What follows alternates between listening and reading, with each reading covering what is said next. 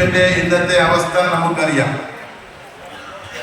CPM ഇവിടെ RSSന് ചുവന്ന പരവതാനി വിരിച്ചുകൊണ്ട് ഇവിടെ ഭൂരിപക്ഷ വർഗീയത ആളിക്കത്തിക്കാൻ വേണ്ടിയിട്ടുള്ള വലിയ പരിശ്രമം നടത്തിക്കൊണ്ടിരിക്കുകയാണ്.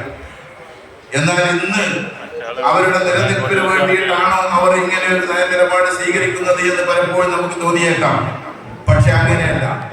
ഒരുപാട് വർഷങ്ങൾക്ക് മുമ്പ്, 36 വർഷങ്ങൾക്ക് മുമ്പ്, ഇന്ന് നമുക്ക് മുമ്പിൽ കാണുന്ന രാഹുൽ ഗാന്ധിയും പ്രിയങ്ക ഗാന്ധിയും ഉണ്ടല്ലോ, അവരുടെ അച്ഛൻ രാജീവ് ഗാന്ധി ഇവിടെ രാജ്യത്തിന്റെ പ്രധാനമന്ത്രിയായി നിൽക്കുന്ന സമയത്ത് കോൺഗ്രസിനെ തകർക്കാൻ വേണ്ടി ഇന്ത്യയിലെ എല്ലാ പ്രതിപക്ഷ കക്ഷികളും ഒന്നിച്ച് BJP-യോടുകൂടി ഒന്നിച്ചു ചേർന്ന് കോൺഗ്രസിനെ തളർത്താനും തകർക്കാനും വേണ്ടി ഒരു മുന്നണി ഉണ്ടാക്കി.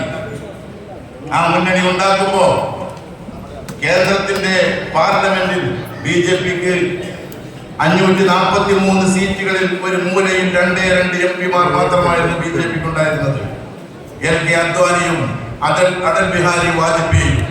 പക്ഷേ പിന്നീട് CPM ഉൾപ്പെടെ മാർക്സിസ്റ്റ് പാർട്ടിയുടെ EMS ഉൾപ്പെടെയുള്ള നേതാക്കൾ കൂടി ഒന്നിച്ച് കോൺഗ്രസിനെ തകർക്കാൻ വേണ്ടി ശ്രമിക്കുകയും അങ്ങനെ 1989 85 സീറ്റ് നേടി അധികാരത്തിലേക്കുള്ള ആദ്യ പടി ചവിട്ടുകയും ചെയ്തത് അന്നാണ്. അന്ന് മുതൽ തുടങ്ങി വെച്ചതാണ് BJP-യെ RSSനെ ഒളിഞ്ഞും തെളിഞ്ഞും സഹായിക്കുന്ന നയനിലപാടുകൾ CPM ആരംഭിച്ചിട്ട്. ആ CPM ഇന്ന് കേരളത്തിൽ ഇവിടെ എങ്ങനെയാണ് വെള്ളാപ്പള്ളിയെ സ്വീകരിക്കുന്നത്, ഇവിടെ എങ്ങനെയാണ് RSSനോട് ചങ്ങാത്തം കൂട്ടുന്നത്, ഇവിടെ എങ്ങനെയാണ് BJP-യെയും ഭൂരിപക്ഷ വർഗീയതയും ഉയർത്തിക്കൊണ്ടുവരാൻ വേണ്ടി ശ്രമിക്കുന്നത് എന്ന് നമ്മളെ കൊണ്ടുകൊണ്ടിരിക്കുകയാണ്.